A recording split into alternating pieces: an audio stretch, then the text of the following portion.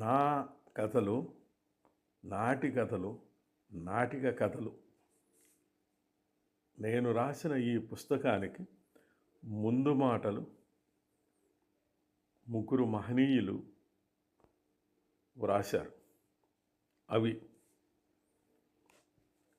Director doctor Gopalakrishna Abburi, GDFA Hyderabad, PhD Andhra university. ప్రశంసాపత్రము. గత 25 సంవత్సరాలుగా నాకు ఉత్తమ స్నేహితునిగా బంగారరాజు గారు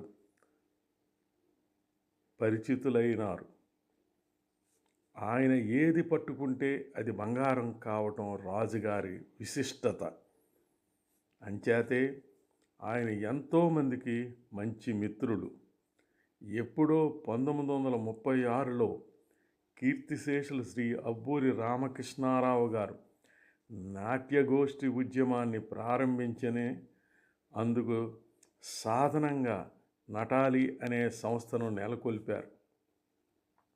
ఆ సంస్థను పునరుద్ధరించి అనేక ప్రయోగాత్మక నాటకాలను నటుడిగా, దర్శకుడిగా, నాటక రచయితగా శ్రీ బంగారరాజు గారు చేసిన కృషి విస్మరించరానిది. ఆయన చేసినన్ని ప్రయోగాలు నాటక రంగంలో మరెవరూ చేసినట్టు కనిపించదు. అంతటితో ఊరుకోక కథలు రాసి ప్రముఖుల ప్రశంసలు అందుకున్నారు. ఇటీవల కళాకారులు, స్వాతంత్ర్య సమరయోధులు, నవజీవన రథసారథులు అయిన మహనీయుల జీవితాలను సూటిగా, పైగా ఆకాశవాణి ద్వారా వినిపించారు. భవిష్యత్తులో ఆయన మన మీద ఏ ఆశ్చర్యాలను ప్రయోగిస్తాడో అని అనుకుంటూ బంగారరాజు గారు అందరికీ స్వర్ణయుగాన్ని నిర్మించాలని, బంగారు కలలు కంటూ ఆయనను హృదయపూర్వకంగా అభినందిస్తున్నాను. ఇట్లు డాక్టర్ అబ్బూరి గోపాలకృష్ణ, ప్రముఖ చిత్రకారుడు, నాటక రచయిత, రంగశిల్పి. రెండవ వారు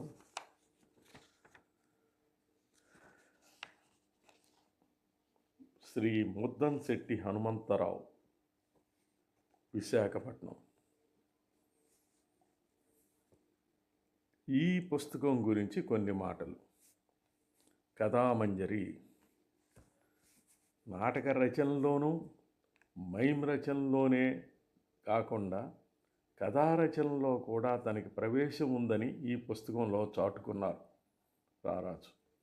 కలం పేరుతో వ్యవహరిస్తున్న కొత్తపల్లి బంగారరాజు. ఇందులో 10 చిన్న కథలు ఉన్నాయి. ఈ కథల్లో కొన్ని ఆంధ్రభూమి దినపత్రికలో నేటి కథ శీర్షికలో ప్రచురించబడ్డాయి.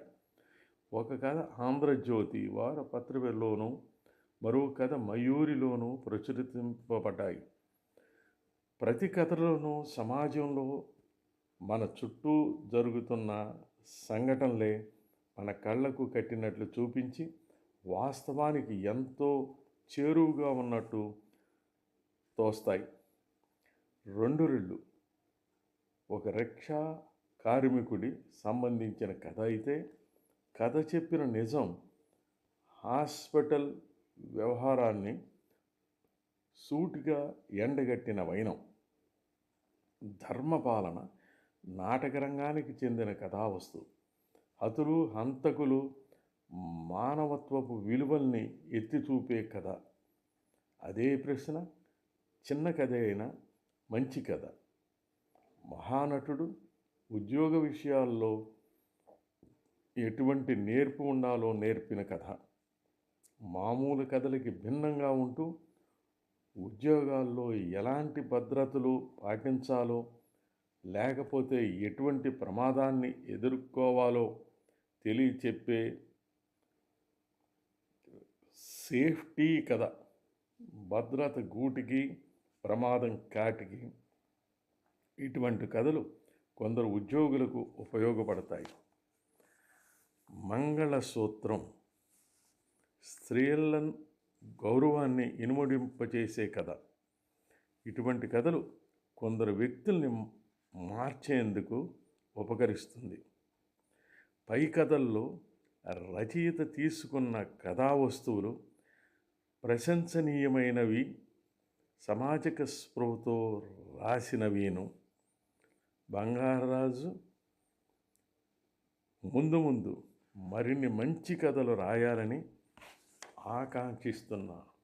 ఇట్లు ముద్దంశెట్టి హనుమంతరావు, కథ, నవల, నాటక రచయిత.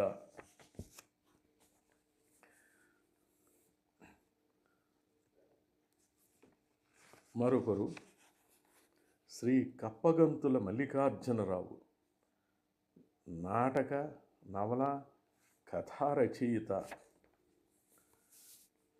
కథలు చిన్నవే కానీ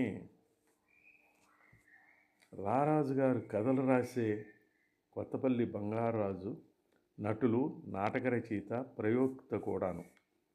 వృత్తి చేత ఇంజనీర్ అయిన బంగారాజుకు నటాలి, హెవీ సెల్స్ క్లబ్ వంటి సంస్థల నిర్వహణ ప్రవృత్తి.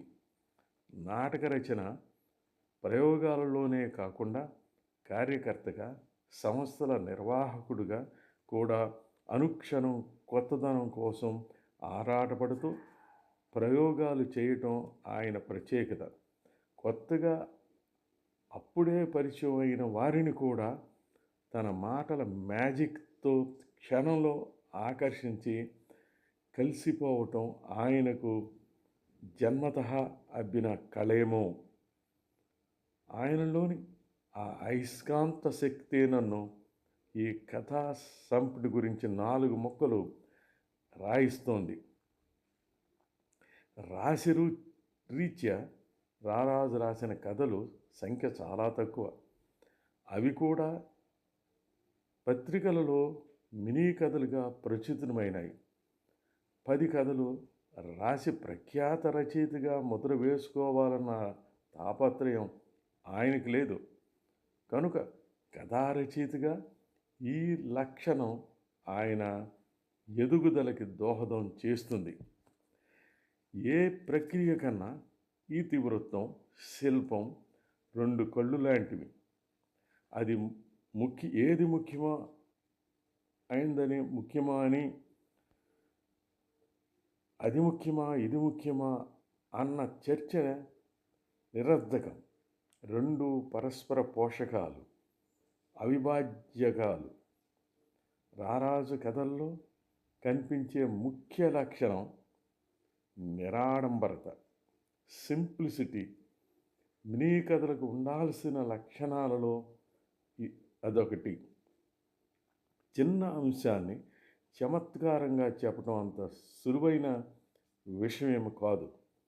రిక్షా వాళ్ళు పేదవాళ్ళు కనుక వారు దోపిడీని గురి అవుతున్నారన్నది ఒక సిద్ధాంతం.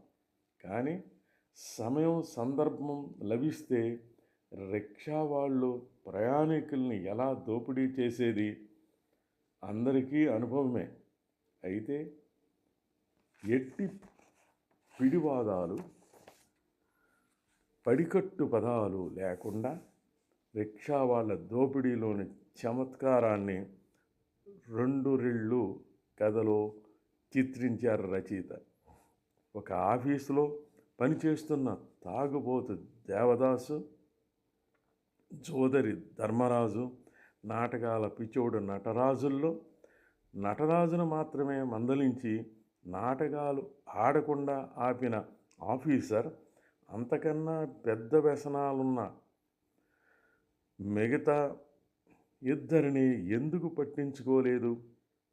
ఈ 2 వ్యసనాల మజా తెలిసిన వాళ్ళు ఈ ఫజిల్ని నింపగలరు. ధర్మపాలన. హతులు హంతకులు ఆర్ద్రతనే పండించిన కథ. ఓన్గా ఇల్లు కట్టిస్తున్నారా సార్ అన్న ప్రశ్న వెనక ఎంత స్వార్థముందో తెలిపే కథ. అదే ప్రశ్న. స్టేజీ మీద నటించే వారిని తనదన్నేలా ఆఫీస్ బాసులా నటించగలరని నిరూపించే కథ మహానటుడు. సుభాషితాలు చెప్పటం సులువే, కానీ ఆంతర్యం ఏమిటి? 300 కోసం ఆక్సిజన్ ఇవ్వకుండా రోగిల్ని చంపే మనుషులు ఉన్నారా అని ఆశ్చర్యం కలిగించే కథ చెప్పిన నిజం హృదయాన్ని స్పందింపచేస్తుంది. రారాజుకు మంచి కథలు రాయటానికి అవసరమైన ఒడుపు ఉంది. అస్త్రశస్త్రాలు, వాటి ప్రయోగ రహస్యాలు తెలుసు. వాటిని తరచూ సంధించటమే ఆయన తదనంతర కర్తవ్యం. ఎన్ని ఎక్కువ కథలు చదివితే అంత ఎక్కువగా రాయాలన్న ప్రేరణ వస్తుంది. శుభం భూయాత్. ఇట్లు కప్పగంతుల మల్లికార్జునరావు. కథల గురించి నా అభిప్రాయం. సుభాషితాలలో ఎదుటివారికి చెప్పేందుకు నీతులు వల్లించే బాస్ తన వరకు వస్తే స్వార్థం వల్ల ఆచరించకపోవటం. ప్రమోషన్ విషయంలో సహకరించగా మామూలు సమయంలో ఉద్యోగిపై మంచిగాను ప్రేమాభిమానాలు ఉన్నట్లు నటించే మహానటుడు అయిన బాస్ గురించి. ఇష్టమున్న ఉద్యోగులతో ఒకలాగన, ఇష్టం లేని వారిపై మరోలాగన ప్రవర్తిస్తూ ఉన్న బాసుల గురించి.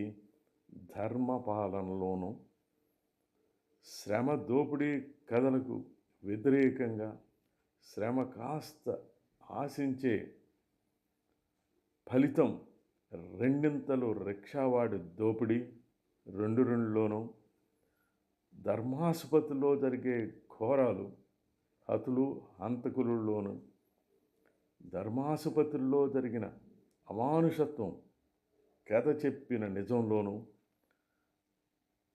స్వంతంగా ఇల్లు కట్టుకునేటప్పుడు జరిగే దోపిడీ గురించి అదే ప్రశ్నలోనూ, ఒకరి అజాగ్రత్త వల్ల మరొకరు మరణించిన కథ భద్రత గూటికి ప్రమాదం కాటికిలోనూ, మద్యం వదలని భర్తపై తన మంగళసూత్రం తెంచి విసిరి భర్తను వదిలించుకున్న స్త్రీ గురించి. ఎవరైనా మంచే జరగాలనే తలుస్తారు, కానీ భద్రత లోపిస్తే తానొకటి తలిస్తే మరొకటి జరిగే ప్రమాదం ఉంది. ఇవి నా కథల గురించి. నమస్తే.